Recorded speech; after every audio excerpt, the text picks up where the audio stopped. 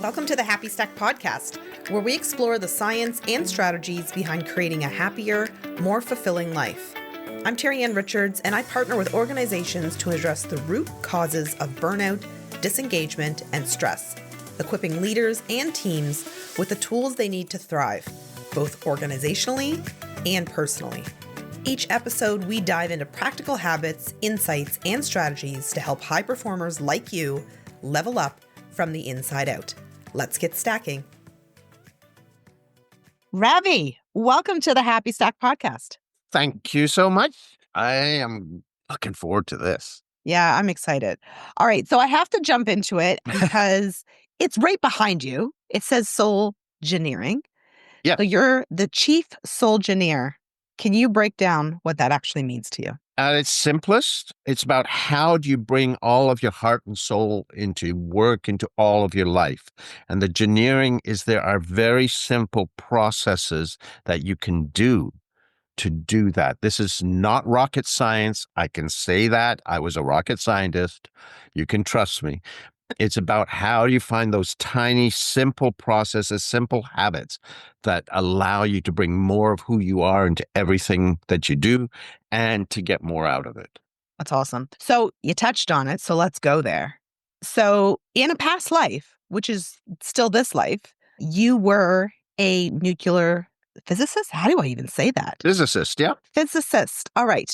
Which masters complexity, right? And in all of the conversations we've had in the work that you do, you speak a lot to the emphasis on simplicity, making Totally. things more simple. So first, share a little bit about your background, about going from as a nuclear physicist to the work you do today, and then talk to me about how you've been able to simplify and create simplicity in some of the, what I would consider harder pressure points, pain points for leaders. So let's start with your past and then we'll land there. Okay. Well, I was a geeky, nerdy kid who spoke math as a second language. And so physics was kind of fun. And I went into it. I did 2 degrees in it. And like you said, it's about working with complexity. And the secret to complexity is not what most people do, which is make it overcomplicated. It's about finding those simple, tiny pressure points where you put a little bit of pressure in here, here, here, and the whole system transforms. And the other thing about quantum physics is nothing is absolute. It's not the physics you learned in high school. It's all about probability and how do you shift probabilities. And what happened was while I was doing my grad work in physics, and then when I worked for a while, I was also DJing at a nightclub. And I also ran basically the backbone admin 2,000 volunteers for children's charity telethon. And somewhere along the way, I realized that my passion was people not eating radiation. So I went back to school, got an MBA, and the very first job I got drafted into, we transformed the whole organization across the country. And this was before all of these books came out and whatever. We were making it up as we went. And that's where I realized that organizations are complex systems. And the lens that I used as a physicist, I could use in finding those pressure points in organizations. At the same time, I was doing a lot of healing work myself, psychological, spiritual healing work because of traumas from childhood. And I realized we as individuals are complex systems too. And it's not about huge, massive work. It's about finding those pressure points. I was working in change at this organization for a while, and then I went out later and started my consulting practice and found I can help my clients find those pressure points. And the same in my coaching work, that it's not about, often change is really laborious, but if you find those pressure points, it's very simple to shift major things in your life and in the organization. So that's a lens that I use. That's a lens I help my clients find. That's awesome. So what is a simple pressure point, if you will, that most leaders or individuals overlook that can possibly create the biggest shift for them? Well, the biggest thing to me, I'm very biased. I believe in co-creative leadership. People own what they create. And most leaders try to do to the people. And they say, we don't have time to do all this stuff, engagement, all this, that. But you know what? You have time to fix all the caca that happens because you didn't do it. That's just a delusion. The reality is you've got more than enough time to engage people. And if you invest that time to engage, to actually admit things are so complex now that no one leader can have all the answers. They need to engage other people to find the different perspectives to co-create the way forward. And if you can do that, like I can literally take 1,000-person organization out for 3 days and engage the whole organization in crafting the strategy. But very few leaders have, if you don't mind my saying, the testicular fortitude, whether you're male or female, irrelevant, to actually do that because they need to control. And the secret is controlling the right things, not everything. So the more you can engage your people, the more that you can admit you don't have all the answers and engage them in collectively understanding what's going on and crafting the way forward, the more power you have. Because people feel so disengaged, so disempowered in a lot of organizations, especially through all the craziness we went through with a pandemic and everything that came out of it, right? If you can engage them, hear them, involve them, you will get a whole lot more movement and you get a whole lot more innovation because it's not just you or your executive team. It's interesting that you say that. So, I mean, I think I would say most individuals that play in these spaces, they're well read, they're listening to the podcast, they're watching the YouTube videos. And there definitely is, a common thread of, leaders need to lead in, they need to ask better questions, stay curious, bring people a part of the plan. Yet you still can go from organization to organization and still see so many leaders sort of, I don't know if it's a resenting of that, opposing that, or just the struggle with change as it is, right? Change is complicated in its own form. Why do you feel or think, or what are you seeing, to why leaders struggle so much in transforming the way in which they approach change and helping their people evolve? You're absolutely right. I mean, everyone knows what they should do, and a lot of people think they are doing it. But if you go in and actually do, I really believe in concretizing things. So you can measure culture leadership with 360 surveys with culture. So you will find out some of the stark, what's really happening.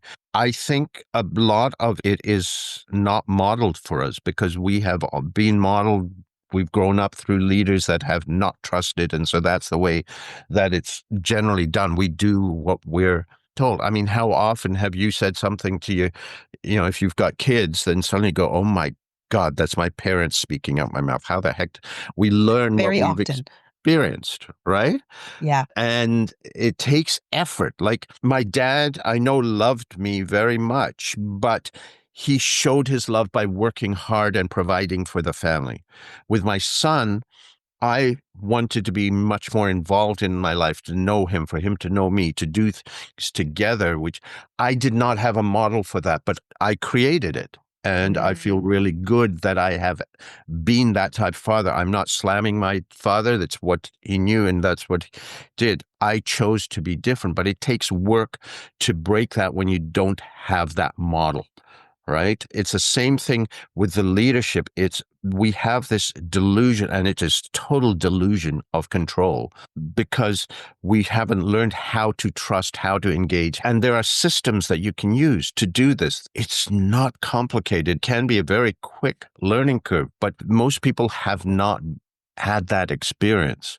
And I think that's the biggest challenge. Like right now, I'm just shaking my head because, first of all, with the pandemic, if you'd ask people before the pandemic, could you trust people to work at home? They would say, oh, no, we don't trust them. But then they were forced into it. And you know what happened? Productivity went up. And yet now so many firms are forcing employees back to the workplace because they think they need to control them. They can't trust them if they're not there. And the trouble is, I mean, it boggles my mind that productivity is going to tank and you're going to have flocks of people leaving because they don't want to be treated like that. Let's talk about that for a second. I actually just wrote an article. It got published today on the lessons learned and then forgotten from the pandemic in terms of leadership. And I definitely spoke to remote work and how it was helpful and it allowed people to have more autonomy and become more productive. And then somehow, just by nature of what we do as humans, which I'd love to speak to you about for a second, is that we just have this tendency to go back to what was. And so it's almost as though you can do the things and change and see the ROI of it, but somehow, like a smoker goes back to the cigarette, we just go back to those old habits, even though the ROI of doing it the new way. But it's like there's not enough time. There hasn't been enough bandwidth to show that it's, because it's not traditional. It's not the way we always did it. Can you sort of speak to that side of us as just humans, but especially in the corporate landscape of literally doing the thing? Like, I think the pandemic is actually a great example of doing the things and seeing, oh, those fears we had, not relevant. Oh, this actually does work. People are actually enjoying this. And even some of the things that they were doing during the pandemic, where I found they were doing a lot of more checking in with people and Hmm. ensuring that team members were still able to have some connection, some collaboration. A lot of organizations were doing like cook nights and like mixology nights and all of these things that were just bringing a lot of joy to their people and allowing them to build more cohesion. And then it was sort of like, okay, the pandemic's over. Everybody go back to work in your offices. We're not going to connect anymore. Bada bing. So can you speak to that? Yeah, I think leaders need. Well, one thing you said that's really key is that there's no time to do stuff, right? So one of the things people do not invest in because, oh my God, we're so busy we can't do that, is personal growth. And if you want to grow your leadership growth is self growth. You cannot grow as a leader unless you grow as a person. So this is work that needs to be done. Why am I insecure with this? Why am I not? And often you need to work with someone, a coach, maybe a counselor. Why am I not letting go of these behaviors? But that takes courage to face yourself, to face what's, you're avoiding. There's something in that is not wanting to let go. So what is that? Even though you've got evidence that productivity goes up, it's going back to what you're secure in. So why is it that you need those behaviors to happen? And that takes a lot of self-reflection, a lot of self-work. And what the thing a lot of people have used since the pandemic, we don't have time. So much is changing. I don't have time to do my work. How could I have time to do that? And I believe part of this is that's where you have to start. It goes back to Covey's quadrant 2 stuff, right? We need to invest in those things that are not urgent to do right now, but they're critically important because it shifts everything. Invest that time first. And then every schedule around it, everything else always fits. But we rationalize that we can't fit it in because we're trying to fit it in. You schedule these things first, your personal growth, and then you schedule everything else and it fits. And it's not a matter of changing everything at once, but making it a regular commitment to that journey. This never ends. The best leaders that I've met never get there. They're always on that journey of how do I get better? What do I do more? They appreciate what they got, but it's okay. They're always learning, always reflecting, always are you getting 360 feedback? If you're a leader, what you think of your leadership is 2% of your leadership. Confidential 360 feedback gives you, and the right feedback relates it to what specific behaviors that you're doing. Yeah. And then guess what? You've got a map. You now know which behaviors you need to change. Perception of one person is subjective, but if you get perception of a group of people, it becomes an objective measure. Just in marketing, you ask people how expensive you think this product is, how easily usable. One person's view is subjective, but you put them together, you get a perceptual map, then you can build marketing strategy around it. Same thing with leadership. Yeah. So it's interesting because you sort of started this with saying that for leaders really to get that growth that they require for their organizations, for their teams, it actually starts with them going inwards, right? For them to go innerly and have a conversation with themselves to figure out, well, where are those fears and what are those hangups and why are you resisting change? And I think that there's probably, maybe not a lot, but a few people who may think of going inward and doing that internal stuff as being maybe woo or too soft for the corporate landscape. Can you sort of speak to why that's a myth or a misconception and why that is, from what I believe the work that you do, foundational for the growth of them as a leader and then the organization? Absolutely. I mean, let's go back to what I believe the core difference between management and leadership. You manage things, you lead people. Leading people requires emotional intelligence. It requires you, it's messy. And that's, I think, another reason people avoid this. It's because it's messy working with people.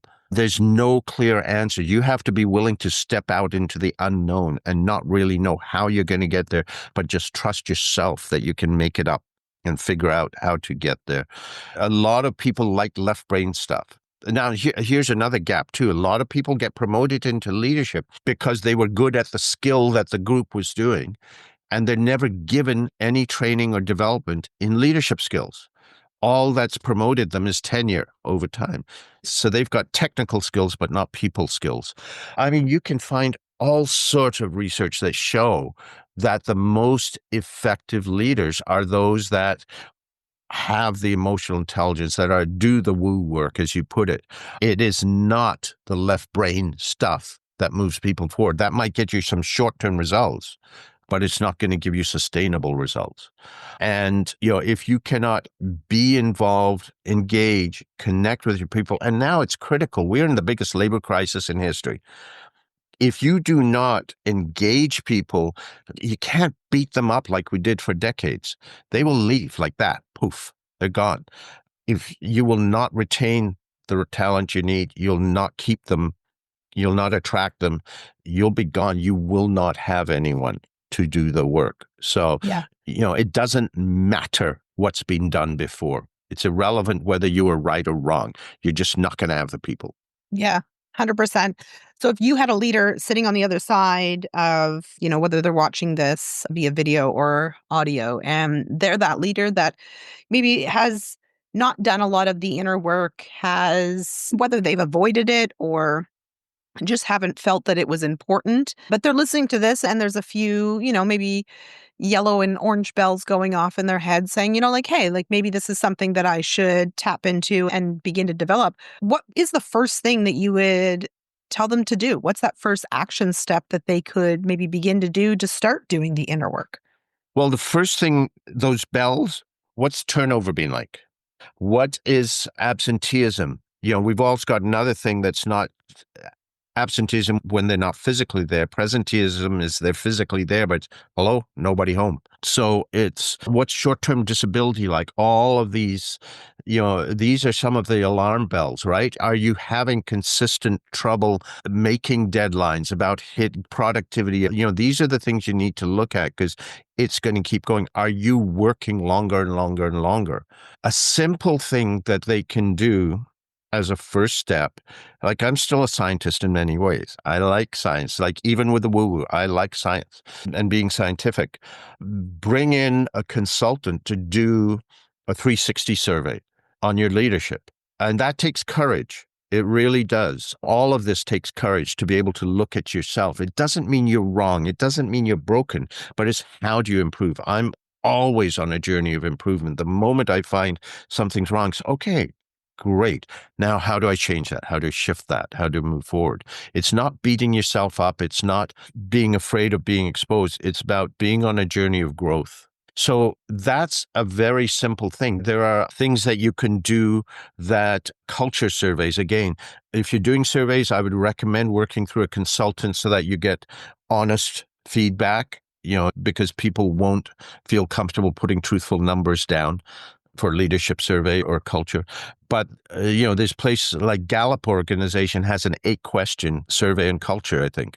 That it's not huge, but it will let you know some of the warning signs where you're at. And if you don't know where you're at in concrete terms, if you can't concretize the woo, you can't move forward. Yeah, that's fair. That's 100% fair. So I want to sort of flip the switch, but before we do that, because I want to talk a little bit about you as a human and as an entrepreneur. But before we do that, if you had a leader that's listening today and they're feeling stuck, overwhelmed, sort of not sure what those next steps would be in their sort of their leadership growth, what's one soulful invitation you'd offer them? Well, I think the biggest challenge that most people have now is their internal self dialogue, the monkey mind. It's overwhelming. People cannot sleep. I speak at conferences and ask, oh, how many people regularly have trouble sleeping at night because their brain won't shut off? And anywhere from 80 to 90% of hands go up. It is what you talked about, what keeps us from that. It's all these doubts running on in our mind. When we do some things, we beat ourselves up. When after we've done something, we're beating ourselves up. But before, if there's a meeting coming up, we're always anxious, playing out worst case scenarios. That self-dialogue, I've not found one useful thing for that other than comparing two products in the grocery store. So that's one thing I can mention at some point. I've actually found a Jedi mind trick, and I've got a free e-course where you can, within a week, learn to shut off that self-dialogue like that anytime you want. Go to sleep, shut off the beating yourself. Awesome. Well, I'll be sure to get that link from you to share in the show notes for the audience. That would be awesome. Yeah. So let's flip the switch. I want to talk about you. What's been one defining moment in your journey that has really shaped who you are today? Wow. That's a really good question. One defining moment. There's so many. The first thing that pops to mind, it's when I finally grew out of, I reached a point as a physicist where, okay, this is fun, but it's not my passion. And then I started realizing how much I loved working with people and the energy I got with that. So this is back to, I really believe in strengths-based leadership, but it's not just what you're strong at, it's what you're passionate about. Right? If I was working by my strengths, I would still be buried 7 meters underground eating radiation because working with complexity. But my passion is people. So now I do that with people, with organizations through change, with individuals through coaching and retreats, and I help them find their way through that complexity. So that realization probably was the big turning point for me. And it was in many, many ways, because I never would have thought I would go into business. Oh my gosh, I was a real snooty science student in my first 2 degrees, like, oh, business. And it was a total shift. I love that. So what's a belief or mindset shift that has had the biggest impact then that you would say on your career? On my career, I think the biggest thing, and it's something I follow now easily, is following my intuition, right? And it has saved my life, my intuition, literally. But still, after I did that job I was telling you about with the organizational change all across the country, it was awesome, but I burned out. And so I came back here to Nova Scotia. I was living out west, and I tried out teaching in the universities for a few years. Loved it. Loved working with students. Hated the bureaucracy. And my gut said that rather than going back and getting a job in an organization, I should step out and create a consulting practice. But I didn't feel ready. And it was interesting that the person that was in charge of the department I was in left, and a new head of that department came in, and we didn't match in many ways. And so very surreptitiously, they took away my option for coming back the next year. And so sometimes the universe just gives you a kick in the butt and says, now. And it was like, I wasn't ready to step out, but I got pushed out of this. So it's like, okay, middle of a recession. I have no business contacts out here because all of mine were west of here. Let's go for it. And it was like, that's where I learned to trust my intuition. It was the right thing to do. So interesting how, again, I think everybody has intuition. A lot of people potentially ignore it, but it's interesting when you follow it and then you start to follow it. I find like it becomes like a muscle, whereas like I'll be driving and going to do something and my intuition will be like, yeah, we shouldn't do that today. And Yeah. then I won't go and do the thing. And then all of a sudden, maybe there was a car accident or the event actually was canceled. And before I drove 2 hours to get to it, like just these random things where the universe is conspiring internally with me. Yeah. And, subconsciously it's giving me the answers. And I used to think this was a load of bull because it's not very logical. And I'm a pretty logical person. So for me to get to a spot where I started to listen to it, I can remember a coach years ago trying to get me to get in tune with my intuition. And I'm just like, this is some weird stuff. But Well, now I believe, I'm a believer now.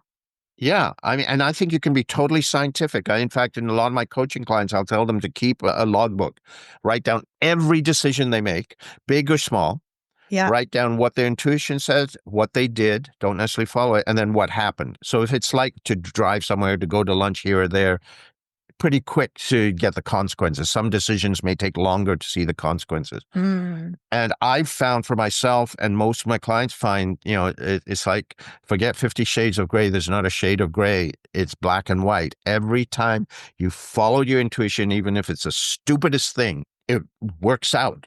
And So every true. time you ignored it, even if you were doing the most rational choice, caca blows up in your face. Caca. Yeah. And so you can absolutely prove to yourself whether or not this works for you. I love that. So let me ask you this. What is one thing that you do in your life that helps you stack happiness when life starts to feel a little overwhelming? Well, I think you know this. It's dance. I do know this. Okay, you got to share with everyone. Like, you are the most unique human. I mean, I've met some pretty unique people, but like nuclear physicist turns consultant, turns coach. What is it? Salsa dancing? Is that what you do? Oh, I do many, many styles, probably about 20 Dancing dances. and like But just, yeah, my yeah. faves are Oh, and also, salsa, what was it that you were tango. doing in Costa Rica when I saw you? You were doing Oh, the, bachata. yeah. So, no, you were doing like Tai Chi or something. Oh, yeah, tai chi, yeah. See, okay, so let's dig into that a little bit. Let's talk about your dancing. Okay, what kind of dancing do you do and when did you start dancing? Okay, here's an interesting thing. I do many, many, many styles, but my favorites are salsa, bachata, Latin dances, Argentine tango, and West Coast swing. I've always been drawn to dance, but I had no sense of rhythm when I started. But Okay. something kept pulling me. So, like in university, I went downtown to take disco classes, and I would come back to my room in res and stomp through and over and over. In my 20s, I got into jazz and modern, and I got to know the people in the studio and let me go in after classes, and I would go over and over and over, like I'd install it, right? And then when I get in ballroom in my 30s, again, same thing over and over. Like people look at me now, they don't believe I didn't have rhythm. I installed rhythm, but it's again, feeling the intuition, feeling the pull, something pulled me to dance and it's joy for me. Right. And, it's the Tai Chi, I do yoga as well, but Tai Chi more so now. And in a way that's more sort of a dance and maybe that's part of it, but I Mhm. meditate. You also talked about the woo woo, right? Yep. I mean, that's another aspect of me. I'm very aware of, and this will, the first reaction to a lot of people will be to roll their eyes. I'm very aware of energy. I'm a Reiki master trained in many modalities, but I very much believe in the thoughts that create things, but I come at it also from the quantum physics side. I know what reality is. I know that these things that we call our bodies are illusion. Everything that, I know that it's packets of energy and mostly empty space. I mean, if you go down, everyone knows about atoms, but if you go down below, it's the subatomic particles, you get to what are called virtual particles that make up everything that's you, everything that's me, everything in the universe. They don't exist, but everything acts as if they exist.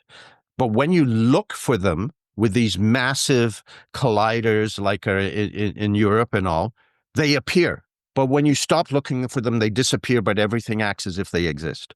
So in That's some quantum mind-blowing physics, the stuff that you just very said there. act, My brain's not even activated right now. Like, say that again in a way that these, my brain can understand what you just these said. virtual particles, virtual meaning they're not really there, everything that makes us up acts as if they exist, but they don't exist until you look for them. When you look for them, they appear.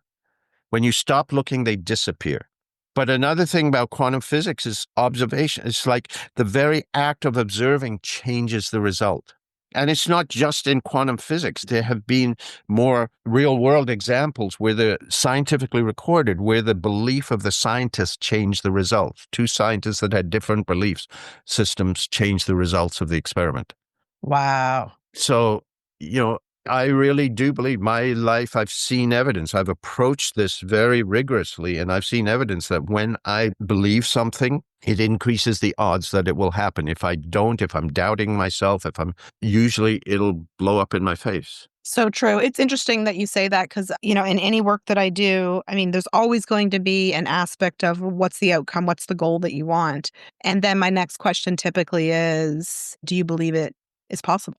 A lot of times we have these big dreams and big goals and things that we're all chasing. Sometimes it's because society's told us, or it's what, a business book said is the next right thing for us. But if you don't believe it to be true, you typically do everything to the opposite of making it happen, right? You don't act in such a way that will bring it to fruition. Whereas when you believe something to be true, you can sort of start to build the path of getting yourself to that spot. And so, There's yeah. that, but I think there's also a deeper woo-woo thing where you push away stuff that could help you. Or if you Are believe in you it, talking about like resonance and manifestation right now? well, yeah, you can look at that with those words, or there's even from a pure psychological thing, we have what's called a reticular activation system in our brains The that RAS. filters all the information that goes into us. If you believe something, you will see the opportunities that connect you. True If you story, because I don't, never saw a white Mazda in my life before. And the second I bought a white Mazda, all I see are white Mazdas. I'm everywhere, right? but did everyone go buy one the same day as me? It's like, no, I've just activated a certain part of my brain Yeah. that ensures they're there and I see them. So let me give you two real world examples of how belief shapes reality that people don't want to see Tell me. because it is totally. Number one is the stock market. It is not based on reality. It's based on belief. True that, 100%. But people will not admit that. It is not based on the analysis of the company and what makes it, the belief of what's happening changes. Poof, the stock shift and all the caca that's Oh, going yeah. on. It's like if Elon Musk does anything wild and unruly, stocks are either going up or down. Yeah, Love right. it. And it's got nothing to do with fundamentals. You're very right on that one. Yeah. Okay. What's the next one? Strategic planning. I've been doing strategic planning for organizations for 3 decades. And what you do is you create a vision, a 5-year vision, 3-year vision, and then, 3-year milestones, 2-year milestone, 1-year milestone. Then you take the 1-year plan, build the operational quarterly. You fill in the first quarter. The rest, you got milestones. You're not really sure it's going to get there, but all sorts of stuff happen that get you there. And once you start moving in that direction, you start finding opportunities you could never have imagined possible. But the vision is basically that vision. You get all the people excited, energized about it. And here's the first steps. Then you move forward towards that and with each milestone, and stuff comes in for that plan later in year 1, in year 2, in year 3, that you could never have imagined. Interesting. I gotta let that one sort of percolate because that is a very, I mean, I think that works a lot in leadership and in business, right? When you start making the moves with, you sort of have clarity of where you're headed. You may not always know the how, but the how sort of starts to unwind in It front of you. congeals. Yeah. Well, this is where I bring something else from physics, the law of uncertainty, because you don't know everything in quantum physics. You cannot know. It's impossible. Yeah. Okay. The more you know one thing, the velocity of a particle, the less you know where it is. If you think of a strategy, if you are here and this is your vision, okay, you can either know the target or the path. You cannot map the path and have the target. It's like saying, I want to drive to Chicago from here. Well, let's drive to Toronto from here, given the times right now. And I want to know exactly what time I'm going to be at which light, exactly what time I'm going to be at this place, at this. Impossible. You don't know the construction, you don't know the traffic, but you've got general milestones. Okay, that I'm leaving from Halifax, I'll be in Montreal by this time. I'll be by around this time, by this night. I'll be in Toronto by this. And then you make it up as you go along the way and you adapt. I So love this analogy. you cannot build a strategic plan for the next 3 years mapping out what everyone will do. It's not possible. Too much is going to change. You are so right. So what shall they do instead? You set the vision, you set milestones, then you take the 1 year milestone, break it into quarterly milestones, operationalize that first quarter, and maybe a little bit for the others. And each quarter you review, adjust. Okay, well, how are we doing? End of the year, let's check this against our 1 year milestone. Is the year 2 milestone still there? Boom. And you move forward. It's just an ongoing process, right? Love it, love it, love it. Okay. So I want to sort of close this off with, I guess, what I would say a thought that you want to leave. So, if you were to sort of wrap this up today with a landing thought, a landing message that you would hope that the listeners who are listening to this or watching this would take away from this conversation, what would that Cole's note be?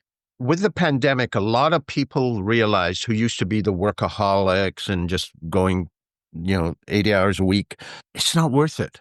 There's more to life. And that's what led to the Great Resignation, all the people leaving, the exodus, and it's just continuing. If you have had that feeling and feel yourself starting to get pulled back to the familiar, this is like the pulling people back to the workplace. Be courageous. Invest that time in you to really start to get clear on what's important to you. Where do you want to be? What's the legacy you want to leave? To me, my mantra through some challenging times recently has just been choose joy. And when it came to me, there was not a lot joyful in my life, but I was going, okay, which path will lead me to joy? Right?